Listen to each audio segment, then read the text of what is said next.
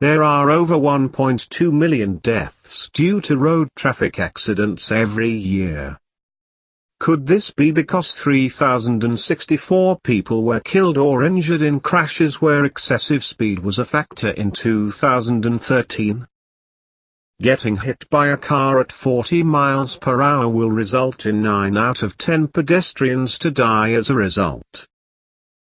In a recent survey, 16.7% out of 100 knew one of the road signs commonly displayed on the roads. How can Britain's roads be safe if we are unaware of the signs that keep us safe? If we can't read the precautions, how will children be affected?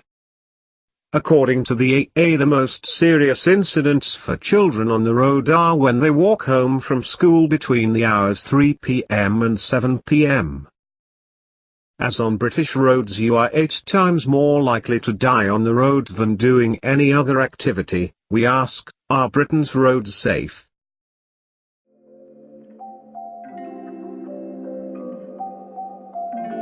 Yes, I did it last summer.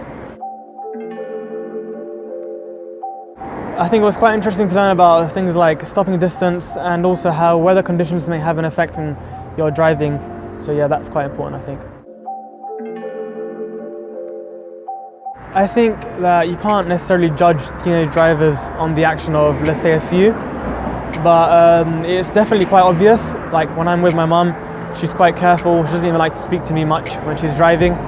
Whereas when I'm with my friend, he sometimes even misses to put the indicators on.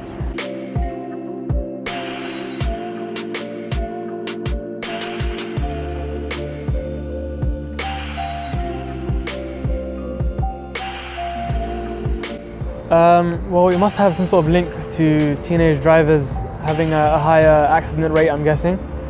But there's nothing else that I can really think about. Oh, also to do with the experience. So obviously teenage drivers, they probably haven't had their license for that long, whereas older drivers would have had a license for years, and so the years of experience, I'm guessing, has an effect on your insurance price.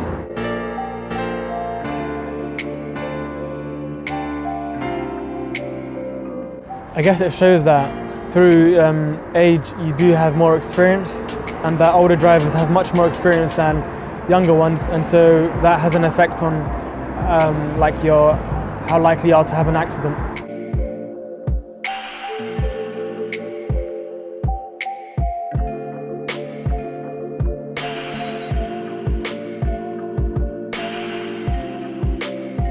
Going back to my second point about weather conditions, so like in the winter time when it might be icy, and obviously if your tyres don't have the grip that it needs, then I'm guessing that has an effect on how quickly you'll be able to stop, your stopping distance and traction. I don't know. And I guess instead of making the law just for winter time, by enforcing it throughout the year, it just makes it less of a hassle for the driving agencies.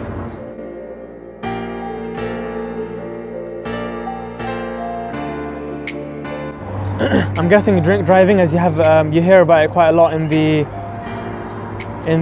news and stuff.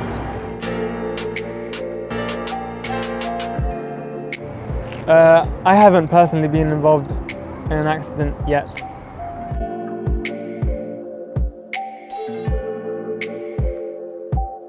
From my experience, when I'm with my dad and when I'm with my friends, it's pretty much the same thing. Everybody just slows down for the speed cameras, and then as soon as you've passed that, it's back to how you were driving before that. Yeah, I don't really feel that they're effective enough compared to other cameras where they check your average speed. I think those are much more effective.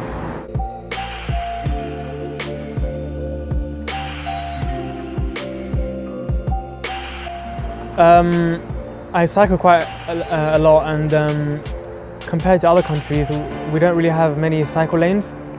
I think that's quite important because sometimes drivers don't really, take notice of cyclists. Hence why so many of them have cameras and stuff on their helmets to video what's happening. to make more awareness of it.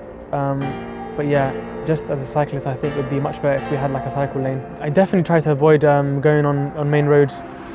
Usually I just go through inside roads because there's less cars there.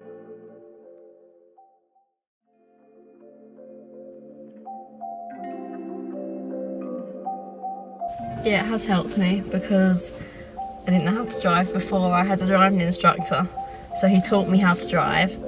And like the highway code, it's good because it helps you know like the theory behind driving before like you properly know how to, like you know stopping distances before. But then when you learn to drive, you kind of know what it is anyway without going, oh, that's that many meters.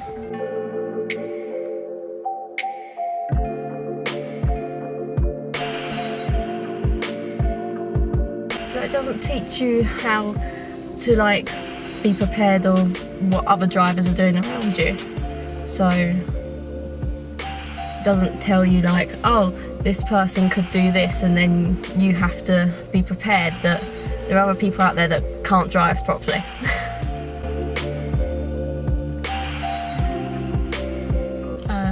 Driving too fast. Cyclists who are not aware that there are cars there, or they just think, oh, I'm a cyclist so I can do what I want. People on their phones and not watching where they're walking and walking out in front of cars.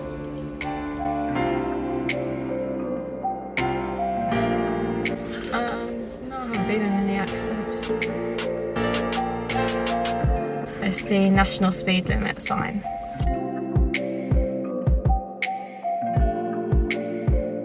People just slow down for the cameras and then speed up afterwards. But then if it's an average speed check one, then they can't do that.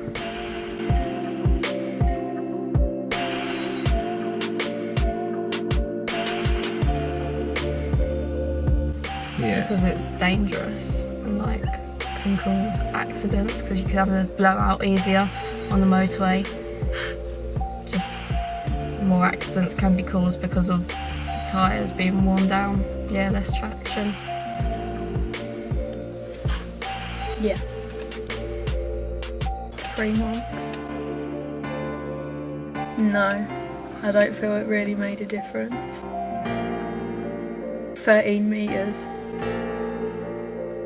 I just don't see the point.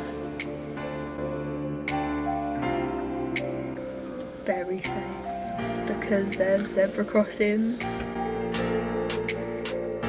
Children run out in front of the cars.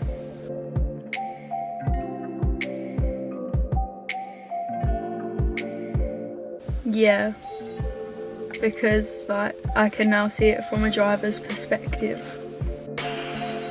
Yeah, someone was speeding and coming to the back of the car.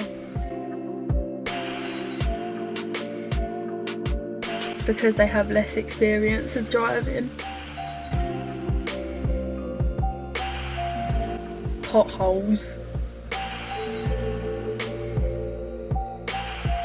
Yeah, because I now understand road signs and the meanings of them.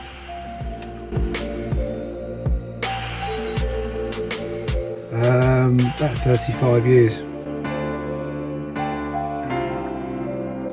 Speed ramps. Car safety's improved. I don't think necessarily road safety's improved. Well, there's still accidents on the road every day, but you know, cars are safer now, I think. But I don't think introduction to cycle lanes and things like that have necessarily improved it, because people are still getting accidents on bicycles, and especially with lorries and going down overtaking on the inside. Basically the state of them, potholes and things like that. God, it was a long time since I've done my test. I passed my test in 1982. On the approach to a zebra crossing, the zigzag lines is what's deemed to be a safe braking distance from 30 mile an hour. That's why they're there. What is that? 200 yards. The last time I had an accident with a car was like 30 years ago. I can't remember what the cause was now, to be honest. Well, obviously you need to be aware, obviously, because there's small children around. I know you have crossing guards and so forth and that now, but you still need to be aware. I mean, kids do just run out in front of cars and things.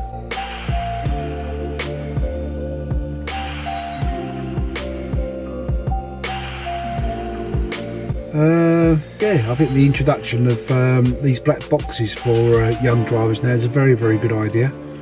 Obviously it helps with their insurance and also cuts down the number of people sort of driving around sort of late at night and doing silly things in cars like we all did when we were young.